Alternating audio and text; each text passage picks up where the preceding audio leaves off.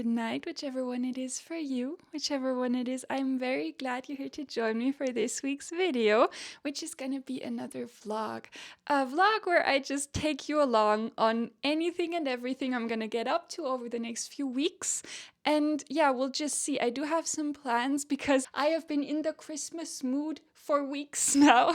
It's Halloween hasn't even passed yet and I'm already thinking of Christmas, but it's just if I don't think of Christmas early enough, that means I only get a few weeks of Christmas mood, and that's just not enough Christmas mood, because by the time December, the end of December comes around, I'm already sad that Christmas is about to pass, so I try to make the absolute most of the time that I do get in terms of the Christmassy spirit. And so yeah, we're already fully fledged in it. So I do have some plans relating to maybe decorating for Christmas in October. I know that's quite extreme. I don't really think so. It's very normal for me, but for you it might be a bit extreme. But I want to do it. I need my Christmas stuff out properly. By now, it's way past time already. So that is one thing I'm going to show you, or I'm going to do with you. I also want to do some journaling. I'm also in the process of doing 2 more paintings, which I maybe will show you. We'll see how that goes. I've been listening to Persuasion by Jane Austen again, which is my favorite Jane Austen. This time around, it's a reread for me. I'm listening to it this time on audio while I'm painting, which is just the nicest thing ever. I love that. I love Jane Austen books as audiobooks. I think that going forward is what I'm gonna be doing for most of her works while I'm rereading them, because I feel very in the mood for her books suddenly. I don't know why. But Persuasion has always been my favorite, but I've always kind of been in between Sense and Sensibility and Persuasion. I can never quite decide which one I prefer. But now, re-listening to Persuasion, I do think it's the winner. I think I love that one the most. I love the feelings I get while reading it or listening to it. So that is something that is gonna be happening. The main plan though, and this is the thing we're gonna do the soonest, because I really, really want to finish World Light by Haldor Laxness, which is my current physical read. I am on, I am on page 487, which means I'm just about 100 pages from finishing it, which is very doable. I'm gonna focus on that over this day and tomorrow probably. I think by tomorrow I'll have finished it. When I finish World Light, I'm pretty sure I only have 2 left by him, which is very, very sad, but also kind of exciting, because then I get to reread all of his books and just go into them with a new perspective. But World Light is when I've been so excited about this one for like a year. I've owned it for a year, but I've been keeping it for this time of the year because I just love Laxness in November and December, but November specifically. Something about his books just screams November to me. I don't quite know why. But this is about a poet. And Laxness himself kind of considered himself a poet. So any story about a poet that he writes is just one I'm going to be really excited about. It's about Olaf, who's an orphan growing up on this really small Icelandic farm, being taken care of by this foster family. He's not being treated very well. He feels kind of all alone in the world. He's impoverished and he doesn't have the best of lives. And his whole salvation, his whole dream is to become a poet, because he feels this really deep connection to nature. The fact that he's constantly in his head dreaming rather than actually being useful as people would like him to be gets him into a lot of trouble. But he just never loses sight of this goal of becoming a poet. And we're just following him, and I'm enjoying following him very much, although this is kind of a very sad story. Laxness always balances these really sad stories with quite funny writing, and that's the same here. It's very funny and charming and beautifully written. There's so much nature in it, but it is also very, very sad, and there's some dark things in here to be sure, but I'm gonna wait until I've finished it to actually tell you my final thoughts without any spoilers. We're gonna see how I'm gonna manage to do that. But yeah, this is the urgent plan, the soonest plan, the one we're gonna realize the very soonest, and I'm gonna get right to reading it, which means I'm gonna shut up now, and we're gonna get into it. See you then.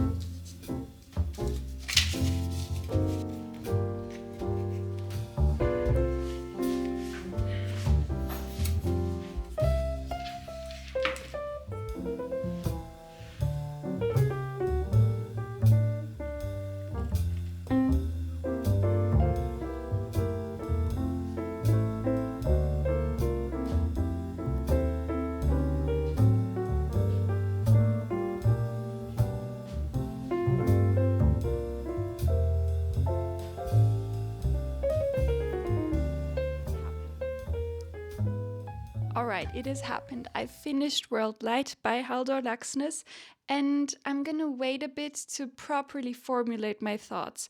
But what I do have to say is, I liked where the story went. I thought it was very in keeping with the character, and I think the things Laxness had to say were very well done. The character was very believably executed, and I think it's a very realistic story, for better or for worse. It is quite sad because of it. But again, Laxness, no matter how sad a book should be, if it's in Laxness's hands, it's never going to be devastating. There's always going to be so much to redeem it in terms of humor and wit and just these precious characters. Laxness writes these absolutely unique people who, if anyone else were to write them, would probably be incredibly unlikable. But in his hands, you just cannot not like them because they're so human and so vivid and lovable. And I've never known anybody like any of the characters in this story, but I feel like I do. I feel like these people exist and like I've met them. And I don't know, it's a very unique talent of Laxness. It's the kind of book, and Laxness always does this, a kind of social critique where you have to kind of dig between the lines to see the critique, because the people in the story find the things that happen normal. So nothing's ever going to be pointed out to you. And that is very much the case with one of the scenes that happen later on in this book between the main character and a very young girl, which it kind of made me a bit sick, honestly. And it's just something I never quite feel prepared for. But again, it makes sense in the story. It's just not something I enjoy reading about. But yeah, other than that, or even with that, it was a very good book. Laxness is and continues to be a favorite writer. And this is just another proof that he's just very, very talented. And I will not be stopping with his books. I only have 2 left, so that would kind of be stupid. But I'm already really looking forward to reading another one of his books. We'll see which one I pick up first. I feel very drawn to Iceland Spell, to be very honest, so that's probably going to be the next one I pick up of his. And on that note, I also have been reading, and I haven't showed that to you because it's been a few days since I finished it, but Something Wicked This Way Comes by Ray Bradbury. What in the world? Why did no one tell me how good this man is as a writer? I've read The Halloween Tree, and that is an incredible book, but The Halloween Tree is very much tailored towards a younger audience, which is very nice. But this book is so much darker, so much more philosophical, so much just more unique. It's such a unique book. This book kind of feels like, and stay with me on this, I hope it's gonna make sense.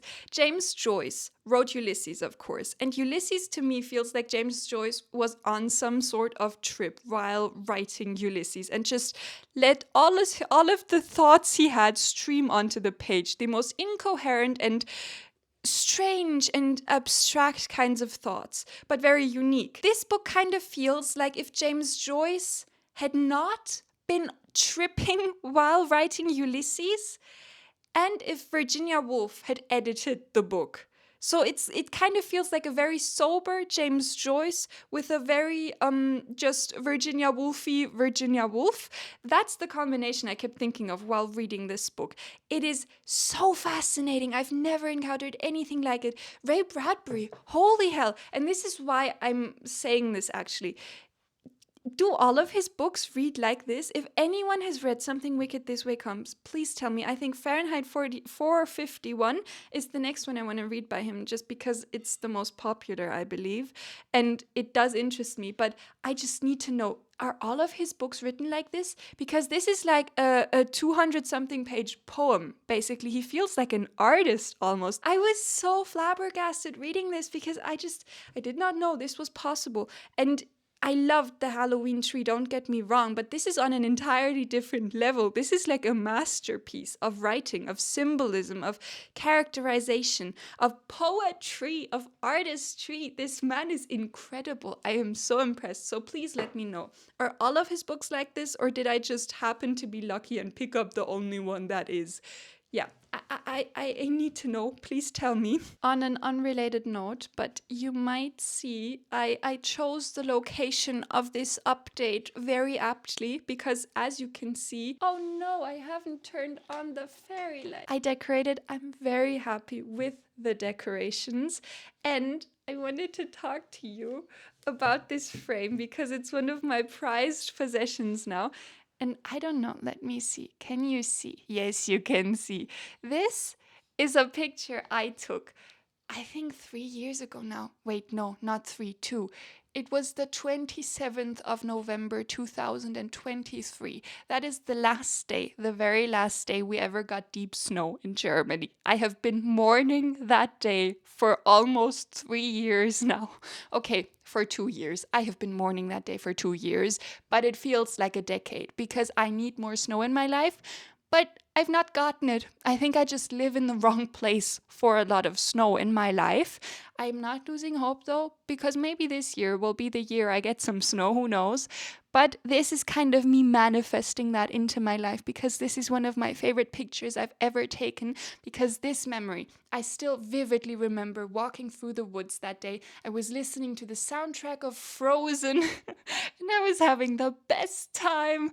And this is one of my absolute happiest memories ever. I love that so much. Seeing the dogs run through the snow, they love snow so much, but they never see snow. Willow has been alive for 6 years, and I think she's seen like 3 days of full snow in all of her life, which is very sad. I feel very, very sad for her and for myself too, by the way. But yeah, I hope anyone found that interesting. I don't think so, but I needed to share. And I needed to, I don't know, speak it into existence that maybe this year will be the year I get some snow in my life. I would be very, very happy about that. One more thing, and then that is really gonna be all, and I'm gonna let you get back to it. I really, really want to start A Man Called Ove by Frederick Bachman.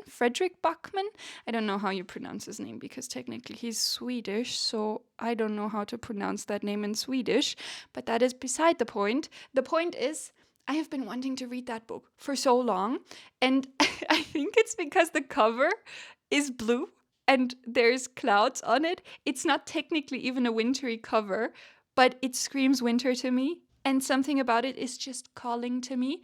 So, this book is the book I'm gonna start today, and I am very happy about it. It's gonna be my first Bachman. I have heard nothing but great things about this man, and I just know I'm gonna love him. And yeah, we'll see. Maybe this is gonna start a new obsession. I kind of feel like it will. So yeah, that was really all. Wait and see how I feel about this one.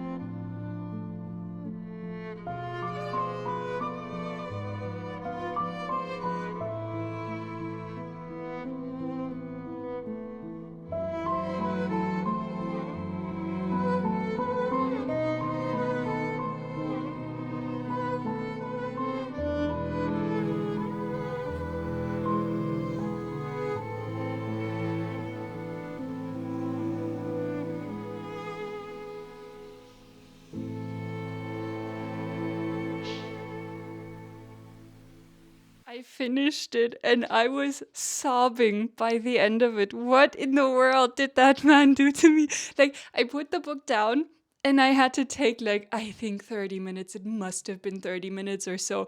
I was just crying. I could not stop. This is the perfect book. My goodness.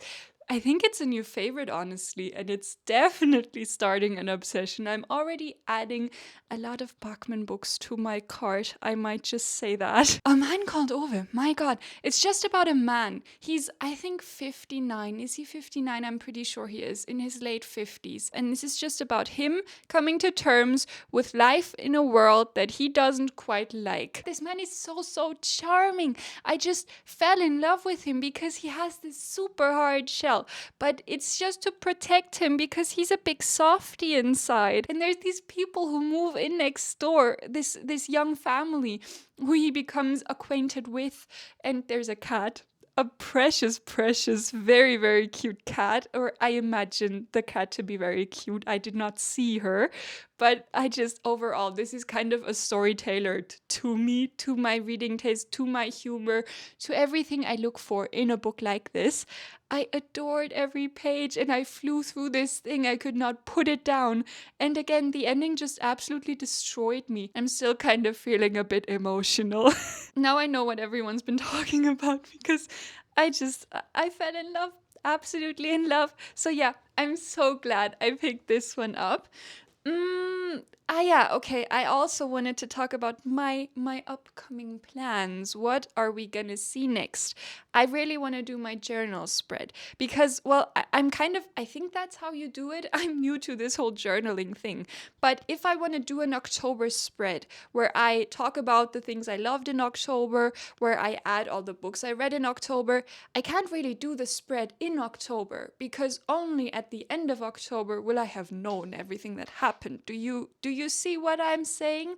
So now it's November and I've waited until this point to do my October spread. I think that makes sense. I've also decided I want to make a visual diary spread for every single month where I just print out pictures or things or quotes or I don't know, just something that was relevant to that month so I can have kind of like a highlight reel, a visual representation of just what I experienced in said month. I've also obviously been painting, which went kind of well. I'm never 100% happy with my paintings. I don't think that's really possible, especially if you're self-taught. There's just always so much you see to improve on. Painting really keeps you very humble in that way. But I am as happy as I can be. And now I have 3 new portraits because the one from last month has still been drying and I wanted to frame them all together. So that is gonna happen sometime in the future, I expect. Honestly, I've spent so much time with them. I've listened to my favorite songs on repeat while painting them. It's been a nightly routine for me to just paint those portraits. So just the amount of happy memories that are connected to those paintings, I think that alone warrants them to be framed just because at this point, they just represent this time of the year for me. And it is a very nice time, a very Christmassy and cozy time. So I think they're gonna get framed, honestly, no matter how I feel about them. It's an act of self-love. I'm just gonna tell myself that. An act of self-love and self-acceptance, and we don't have to be perfect to frame our paintings. Oh yeah. Another thing that I've been doing, which this was such a process, by the way, I added into every single book I own, which I counted, they are 363. I know in the great context of BookTube, that is not a huge amount of books, but I think it's a huge amount. Oh my God, I never thought I would own that many books, honestly. It's a dream though, I'm not complaining, but I added the date when I read the book, like the month. Not the exact date, but the month and the year where I read a book. If I've read it multiple times, I've added all of the months I've read the book in for every single book I own. That took course, it was a process, but I'm really lucky because I write down most of them. I keep lists on my phone and I never delete my lists. So that was quite lucky. And I do remember, surprisingly, I remember most of the dates I read those books in. It was kind of a test for my memory, but my God, I know I remember the premises and my feelings towards a book. Like, I have a very good memory concerning the books I read. That might sound very conceited, but I am kind of impressed with myself because I didn't think I would be able to remember when I read the books. But here, this is what it looks like. Can you see? Up in the corner, you may not have been able to see. If not, I'm very sorry. But it's a tiny in pencil because who knows, maybe I want to erase that at some point in time. I never know. But I think that is very satisfying because in 20 years, when my library has grown, I can look back on every single book and I can know exactly when I read the book. And I think that's such a cool, I don't know, I just love the thought of that. And so that is something I'm going to continue to do going forward in my reading career. Yeah, I think that was all. Okay, bye.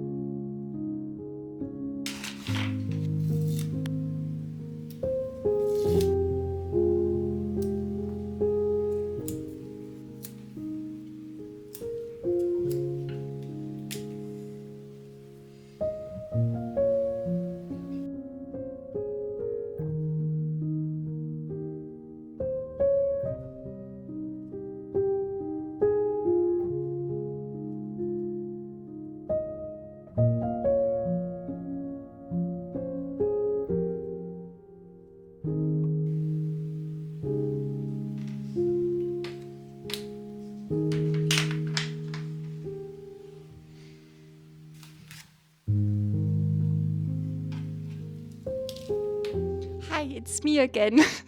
So the journaling has happened. I'm kind of content with it. I was kind of stressed when I was doing it, and I think that kind of translated because it's not the most coherent spread I've ever done in my career of only doing 2 spreads in my entire life. But yeah, we live and we learn, and it is okay not to be perfect. Once again, I think I just said that in the last update. I do also want to talk to you about Persuasion because I finished listening to Persuasion and I just kept enjoying it. I mean, I had read the book already, so nothing was really going to surprise me, except that I was surprised that I even loved it more. I loved it more the second time around for some reason. I think I was just in a better headspace this time and just in more of a mood for it.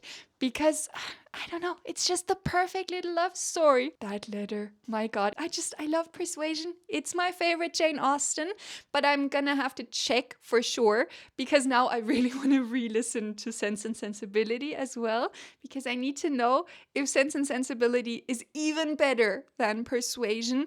I highly doubt it, but I remember thinking last year when I read them for the first time, I preferred Sense and Sensibility over Persuasion. So it's going to be very interesting to see if that has changed or not, because at this current point in time, I don't think I've ever read a better Jane Austen than Persuasion. But I am open to being proven wrong by myself in the very near future. So I'm gonna start listening to Sense and Sensibility very soon. I just remember loving the love story of those 2 sisters, just how much and how fiercely they loved each other and how devoted they were to each other. I remember that being my favorite part. I only have brothers, but if I had a sister like those 2 sisters, like if I had a relationship to my sister like those 2 did, I would so love a sister. Sometimes I think, oh, how would that have been to have had a sister? That must have been really, really cool. But oh well, my brothers are very cool as well, so that's fine. Did I want to say anything else? Yes, I did. I did want to say something else because I really, really want to read Winnie the Pooh. It's one of the founding stories of my childhood, and I mean my very early childhood. I literally have a tattoo of Winnie the Pooh. He's the wisest little guy, I think. I mean, I haven't actually read the book as an adult, so I'm gonna have to check to know for sure.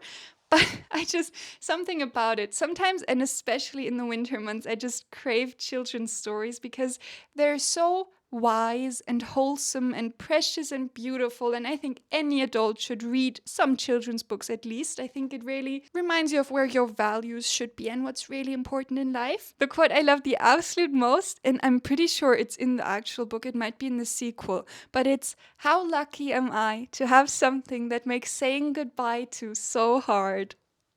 I think that is the wisest little quote I've ever read. It's so beautiful. I cannot wait to experience this book, and I'm very, very excited, as you might be able to tell. So this is gonna be in our future. And yeah, that is all, I think. Yep, it is.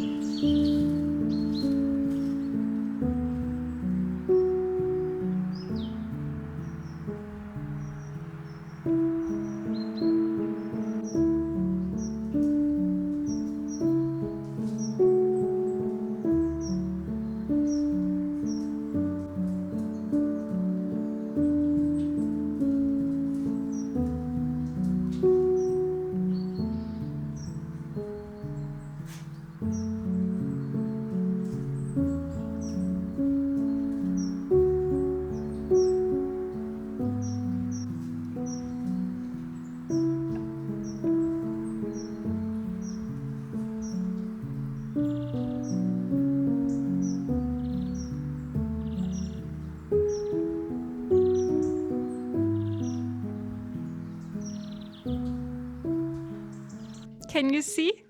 Can you see right there? I framed them. I did. And I am happy with them. I'm really happy seeing them up. Something about that is so satisfying and it makes me so happy. They're not perfect, but I did them. You know, I did them. So that kind of, I don't know, it just feels nice. It does feel like an act of self-love, just like I said. So yeah, that happened. And another thing that happened is I finished, oops, it's upside down. I finished Winnie the Pooh and I just loved it. It's so, so cute. I've been reading it. Well, I read quite a big chunk of it during the day, but then the last few chapters I kept and I read every single night, a chapter a night, and it is just the nicest bedtime story. Bedtime stories are not just for children, they're for adults as well, and I just loved it. It's the nicest way to wind down after a busy day. It's just so precious. I adored it, and because I adored it so much, and the last chapter is literally called Saying Goodbye, and I have a bit of an issue with the term saying goodbye. So I got so sad, and I immediately, it's only the dust jacket because I am reading it, I immediately had to pick up The House at Pooh Corner, which is the sequel, because I did not want to say goodbye to Winnie the Pooh and his little fellows. So I did continue reading this, and I'm very happy I did. I'm only one chapter in, so this has literally happened last night, but I did want to tell you anyway. And something that now I recall, I do have some memories, but it wasn't in the forefront of my mind, is the first chapter of The House at Pooh Corner, the sequel, starts in the winter. There's deep snow everywhere. It's literally a snowstorm.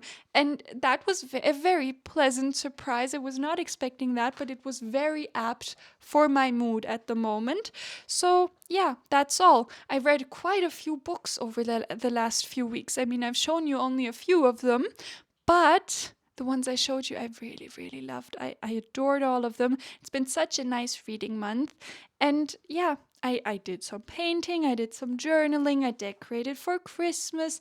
It's just been a very nice few weeks. I am very happy with them. So, yeah, I think, if I'm not mistaken, that is all. So, I'm gonna say bye now. I want to thank you for being here, for listening to me not only talk about books, but also just about a random lot of things that have nothing to do with books at all. I really, really appreciate that. I appreciate you being here. I'm very, very grateful for that. I hope you're having a nice day. If you are not having a nice day, that is fine too. I'm thinking about you either way. And I'm already looking forward to seeing you again next week. And yeah, until then, bye.